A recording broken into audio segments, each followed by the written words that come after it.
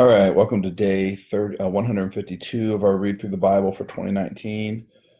We are in Job chapter 36 through 39 today.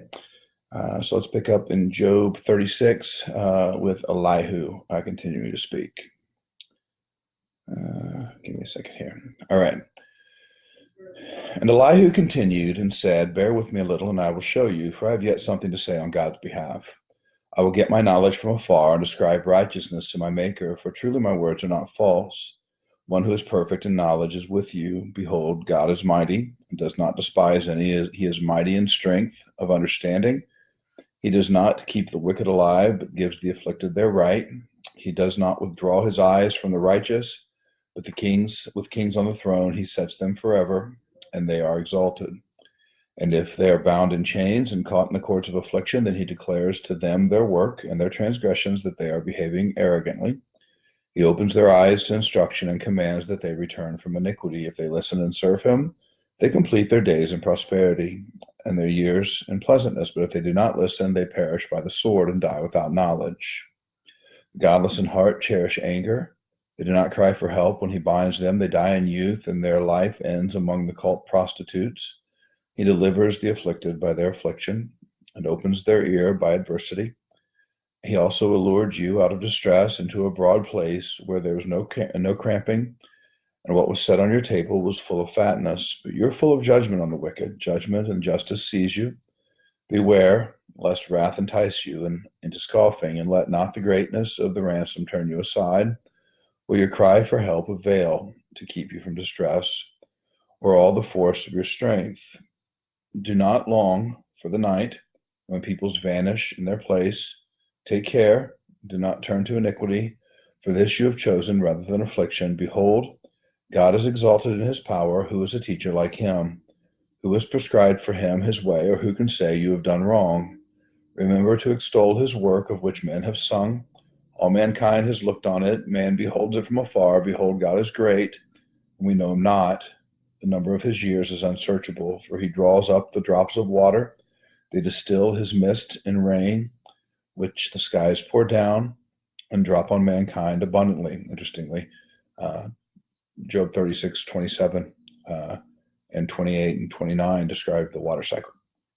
Can anyone understand the spreading of the clouds, the thunderings of his pavilion? Behold, he scatters his lightning about him and covers the roots of the sea. For by these he judges peoples. He gives food in abundance. He covers his hands with the lightning and commands it to strike the mark. Its crashing declares his presence. The cattle also declare that he rises. Chapter 37. At this also my heart trembles and leaps out of its place. Keep listening to the thunder of his voice and the rumbling that comes up from his mouth. Under the whole heaven he lets it go, and his lightning to the corners of the earth. After it his voice roars. He thunders in his majestic voice, and he does not restrain the lightnings when his voice is heard. God thunders wondrously with his voice. He does great things that we cannot comprehend. For to the snow, he says, fall on the earth, likewise to the downpour, his mighty downpour. He seals up the hand of every man, that all men whom he made may know it. Then the beasts go into their lairs and remain in their dens. From its chamber comes the whirlwind, and cold from the scattering winds. By the breath of God ice is given, and the broad waters are frozen fast. He loads the thick cloud with moisture.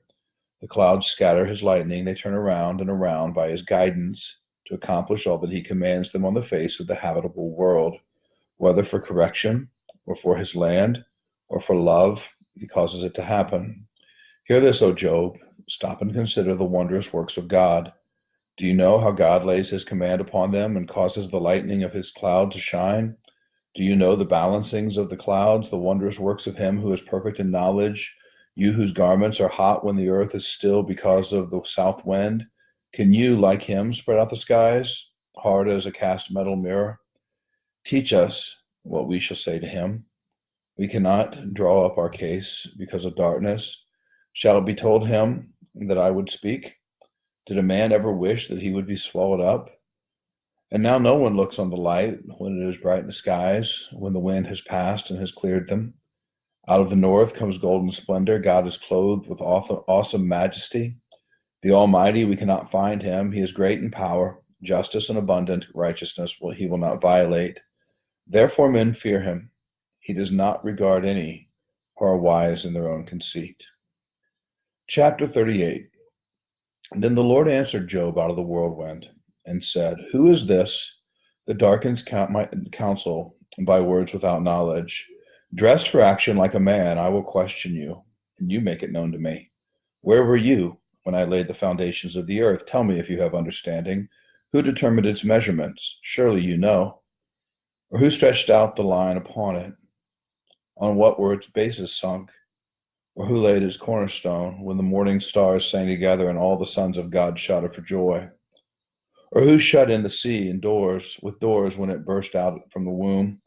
When I made clouds its garment and thick darkness its swaddling band, and prescribed limits for it, and set bars and doors, and said, Thus far you shall come, and no farther, and here shall your proud waves be stayed.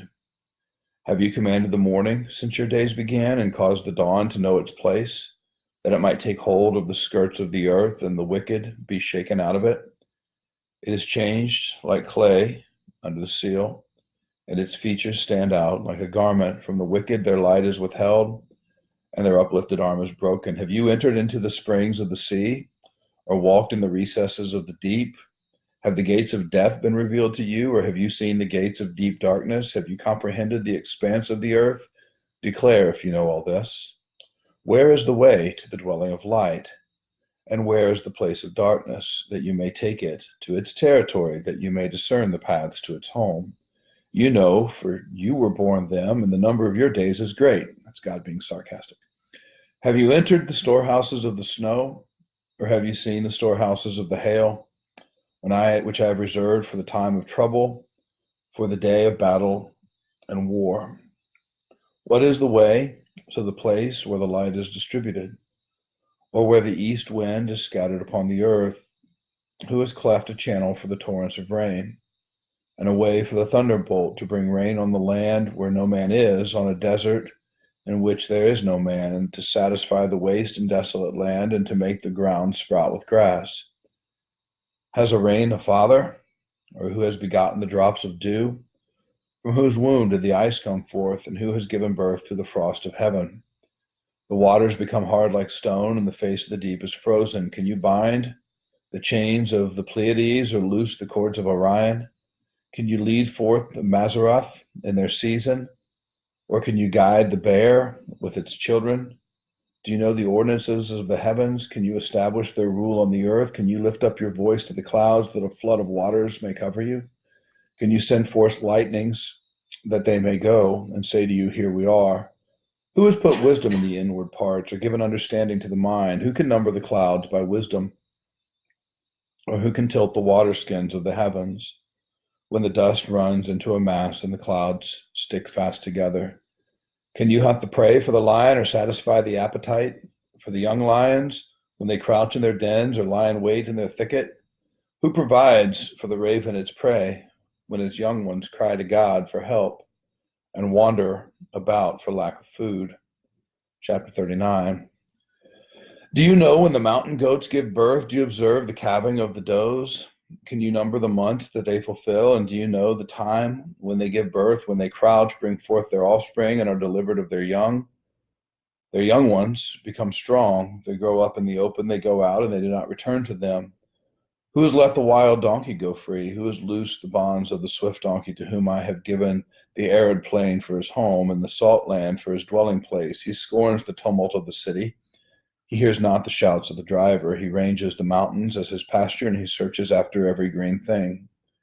Is a wild ox willing to serve you? Will he spend the night at your manger? Can you bind him in a furrow with ropes, or will he harrow the valleys after you? Will you depend on him because his strength is great? And will you leave to him your labor? Do you have faith in him that he will return your grain and gather it to your threshing floor?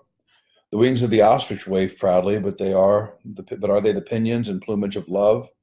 For she leaves her eggs to the earth and lets them be warmed on the ground, forgetting that a foot may crush them, and that a wild beast may trample them. She deals cruelly with her young, as if they were not hers. Though her labor be in vain, yet she has no fear, because God has made her forget wisdom, and given her no share in understanding. When she rouses herself to flee, She laughs at the horse and its rider. Do you give the horse its might? Do you clothe his neck with a mane? Do you make him leap like the locust? His majestic snorting is terrifying. His paws in the valley, or he paws in the valley and exalts in his strength. He goes out to meet the weapons. He laughs at fear and is not dismayed. He does not turn back from the sword. Upon him rattle the quiver, the flashing spear, and the javelin. With fierceness and rage he swallows the ground. He cannot stand still at the sound of the trumpet. When the trumpet sound, he says, "Aha!" He smells the battle from afar, the thunder of the captains, and the shouting. Is it by your understanding that the hawk soars and spreads his wings towards the south? Is it at your command that the eagle mounts up and takes his nest on high? On the rock he dwells and makes his home, on the rocky crag and stronghold. From there he spies out the prey. His eyes behold it from far away. His young ones suck up blood. And where the slain are, there is he. All right, so we'll stop there for today. We'll pick up tomorrow with Job chapter 40. And we see Job asking a lot of questions God asking a lot of questions that Job has to answer no to when it comes time for him to answer. He doesn't really actually say no because the answer is no. He says, okay, I'll shut up now. And so we'll pick up on chapter 40 tomorrow for day 153 and see you guys then.